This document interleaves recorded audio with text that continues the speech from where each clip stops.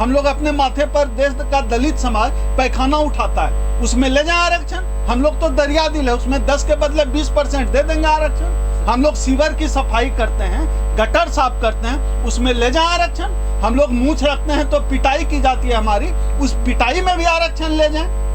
हम घोड़ी पर हमें नहीं चढ़ने दिया जाता है, तो 10 में से 2 ब्राह्मण घोड़ी पे चढ़ के न जाए, और चढ़े तो 2% ब्राह्मणों की पिटाई हो, उसमें भी ले जाए आरक्षण। 10% के बदले 50% ले जाए। भैया सब जगह बराबरी पे बात करो। और जो मंदिरों में, जो पद्माभम मंदिर से लेकर तमाम जो मंदिरों में, हिंदू धर्म के मंदिरों में जो आता है, धन की जो वर्षा होती है, उसमें भी हमारा कोटा दो।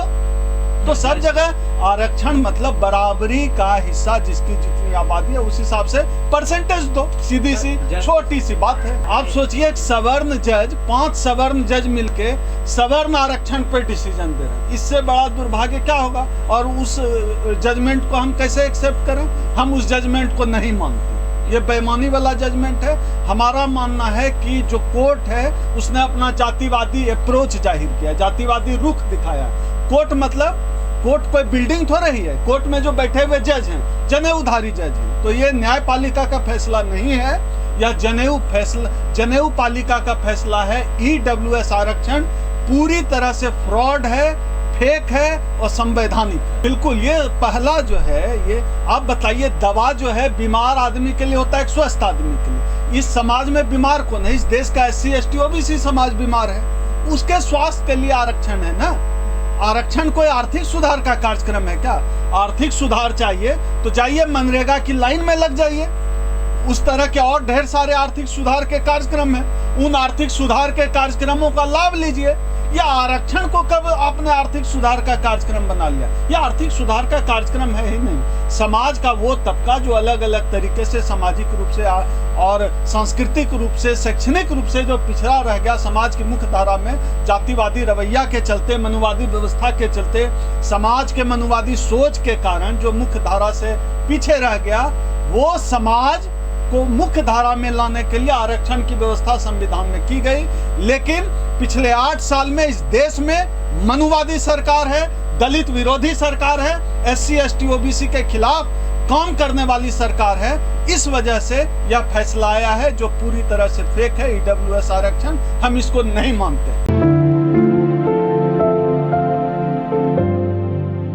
हम इस फैसले को नहीं मानते हैं क्योंकि जो जजों का पूरा पैनल है, 5 जजों का, जिसमें 4 बनिया हैं, 4 ब्राह्मण है, 1 बनिया है, हम उस पैनल को मानते ही नहीं। क्योंकि जो नियम कहता है, उस नियम के अनुसार सबसे पहले कि जज के किसी परिजन को, किसी रिश्तेदार को किसी जजमेंट का फैसला नहीं मिलना चाहिए। लेकिन इस जजमेंट का फैसला 5 जज लिख के दें कि सवर्ण आरक्षण का फैसला उनके रिश्तेदारों को, उनके परिवार वालों को, उनके जानने वालों को नहीं मिलेगा। तो ये जजमेंट ही बेईमानी है। पूरा जजमेंट पे क्वेश्चन मार्क है बड़ा जैसा। जिसके सैया कोतवाल तो डर, जब सैया कोतवाल तो डर काहे का। अब इस जो सुप्रीम कोर्ट में बैठे हुए लोग हैं, सरकार में उनके लोग हैं, हर जगह मनुवादियों का तांता है। कुछ भी वो फिक्स कर दें, कोई भी क्राइटेरिया फिक्स कर लें। और ये जो रखा गया है, कौन नहीं जानता है ब्लॉक लेवल पे, तहसील लेवल पे सर्टिफिकेट कैसे बनते हैं। सारे जनेऊधारी लोग BDO SDO DM बन के बैठे हुए हैं। जो सुप्रीम कोर्ट मामला पहुंचा, कोर्ट में कोई चैलेंज नहीं हो सकता, सारे जज जो है उन जातियों के बैठे हुए हैं। लेकिन तो ये जो बेईमानी है, ये जो फिक्स किया गया, फेक सर्टिफिकेट बनेंगे सवर्णों के। जो करोड़पति भी ब्राह्मण होगा वो भी फेक सर्टिफिकेट, पैसा के बल पे तो कुछ भी कर सकते हैं। भ्रष्टाचार से हम सब वाकिफ हैं, तो सभी सवर्ण इसके दायरे में आ जाएंगे। आप सोच कर देखिए ना, जिनकी आबादी ठीक से 10% भी नहीं है, उन्होंने अपने लिए 10% फिक्स कर दिया। आर्थिक रूप से कमजोर हैं तो जाके मनरेगा की लाइन में लगे ना। सरकार के ढेर सारे कार्यक्रम है आर्थिक लाभ के। राशन कोटा लें, जाकर चावल चीनी लें, नमक लें। आरक्षण उसके लिए है ही नहीं। मतलब पेट दर्द में आप माथा दर्द का बीमारी दवा चला दीजिएगा, किसी को बुखार है कैंसर की दवा दे दीजिएगा। ये तो लगभग उसी तरह से है। अगर सही मायने में आप मानते ही हैं कि न्यायपूर्ण व्यवस्था होनी चाहिए सभी लोगों के लिए, तो जिसकी जितनी आबादी है उसको उतना शेयर दे दीजिए। अगर इस देश में SC ST OBC समाज की आबादी 85 से 90% है, आप जो जाति जनगणना करके जो मोदी जी दबा के उस पर बैठे हुए हैं, उस जाति जनगणना का प्रकाशन कीजिए। देश भी जान जाएगा कि किसकी कितनी आबादी है, उसके हिसाब से जो है उनको दे दीजिए आरक्षण। अगर इस देश में ब्राह्मणों की आबादी जो 3% थी 30% हो गई है, तो ले जाएं।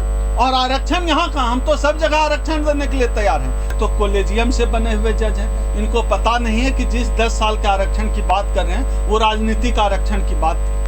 अब जज बन गए हैं और ऐसे लोग फैसला दे रहे हैं, और ऐसे जजों को हम लोग इतना बड़ा मुंह खोल के देख रहे हैं कि हम लोगों के हक में फैसला होगा।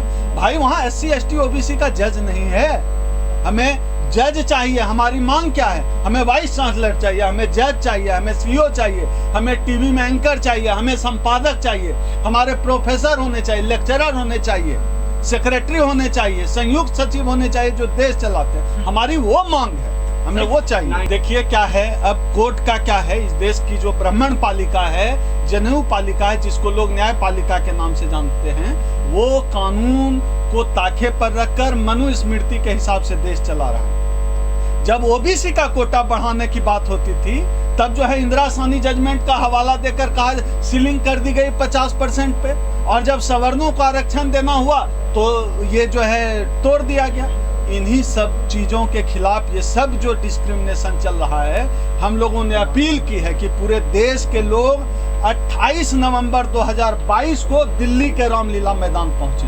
ये जो तमाम तरह के डिस्क्रिमिनेशन है, हमारे आरक्षण पर हमला हो रहा है, निजीकरण हो रहा है, EWS कोटा लाया जा रहा है, जाति जनगणना का प्रकाशन नहीं हो रहा है, EVM की बेईमानी चल रही है, इन सब के खिलाफ हमने अपील की है कि देश भर के SC ST समाज आ जाओ। ये आखिरी लड़ाई है, याचना नहीं, रण का समय है, संघर्ष का समय है। इस रैली में हम लोग रामलीला मैदान में हम लोगों ने देश के तमाम जितने भी SC ST OBC के संगठन हैं, सामाजिक संगठन हैं, जो बाबा साहब को मानने वाले लोग हैं, जो समतामूलक समाज बनाना चाहते हैं, संविधान बचाना चाहते हैं, उन सब से अपील है, आइए इस रैली का हिस्सा बनिए, क्योंकि अभी नहीं तो कभी नहीं। और जो भी साथी इस रैली से जुड़ना चाहते हैं, मैं नंबर बोल दे रहा हूँ 8789325595। इस नंबर पर आप व्हाट्सएप के जरिए सीधे मुझसे संपर्क कर सकते हैं। आइए, यह आरक्षण बचाने की लड़ाई है, देश बचाने की लड़ाई है, बाबा साहब के मिशन को बचाने की लड़ाई है। अगर साथ मिलकर नहीं लड़े तो जो EWS का कोटा इन्होंने 10% किया है, उसको 100% भी ये कर सकते हैं। हमारी चुप्पी बहुत खतरनाक होने वाली है, इसलिए इस चुप्पी को तोड़ने के लिए हमने 28 नवंबर 2022 को दिल्ली के रामलीला मैदान में रैली का आह्वान किया। नहीं, EWS तो है ही, जाति के आधार पर लाया ही है। ये तो अब तक जो छुपा हुआ था वो तो अब खुलकर सामने आ गया। तो जाति के आधार पर और क्राइटेरिया वो कुछ तय करे। जब तक समाज नहीं जागेगा जिसका ही हकमारी हो रहा है, खास तौर पे OBC समाज जिसकी हकमारी हो रही है, अगर नहीं जगेगा, OBC समाज की आबादी बढ़ी है, इसलिए तो जाति जनगणना प्रकाशन करने की मांग कर रहे हैं। OBC की आबादी बढ़ी है तो जाति जनगणना का प्रकाशन करो और आबादी के हिसाब से रिजर्वेशन दो। इस मांग के लिए भी हम लोगों को रामलीला मैदान बुला रहे हैं 28 में। ये है ही अपने आप में ही ब्राह्मण पालिका है, और हम लोगों को तो यकीन ही नहीं, कुछ भी हम मानते ही नहीं। ये बेईमान जगह है, यहाँ जो लोग जनेऊ पहने उनका सुना जाएगा। EWS पे जातिगत आरक्षण आप दे रहे हैं, कोई SC ST OBC का जज नहीं है, उस जजमेंट को हम कैसे मान लें? और जजमेंट की आलोचना करना कभी भी कंटेम्प्ट ऑफ कोर्ट नहीं होता। अभी जम्मू कश्मीर में इन्होंने क्या किया, जम्मू कश्मीर में जितने भी पहाड़ी हैं सभी जो है ST हो गए, ST का दर्जा दे दिया। ऐसा थोड़ा ही होता है, उनके साथ छुआछूत थोड़ा ही होता है, दलितों के साथ छुआछूत होता है। अमित शाह जी अभी अनाउंस करके आए हैं। ये पूरी तरह से बेईमान लोग हैं, मनुवादी लोग हैं, वोट के भूखे लोग हैं। वोट के लिए ये कुछ भी कर सकते हैं, जाति को अपने हिसाब से करते हैं। मोदी जी ने क्या किया, घांची जाति OBC में आता था, जब मुख्यमंत्री बने तो वो पहले जनरल में आता था घांची जाति, और जब CM बने OBC में कर लिया। और प्रधानमंत्री, जिस देश का प्रधानमंत्री, जिस सरकार का प्रधानमंत्री खुद ही बोलता हो कि मैं पिछड़ा का बेटा हूं, उस देश के उनके मानने वालों और उस सरकार के तंत्र से क्या उम्मीद करते हैं? यह राज सत्ता के इशारों पर काम करती है, हमेशा से होता है। तो राज सत्ता मनुस्मृति को मानने वाली है, मनुवादी व्यवस्था को मानने वाली है, इसलिए जो है आप और कुछ उम्मीद नहीं कर सकते हैं। ये संविधान को तहस नहस करेंगे और संविधान बचाने की आखिरी लड़ाई का आह्वान हमने कर दिया है। 28 नवंबर 2022 दिन सोमवार।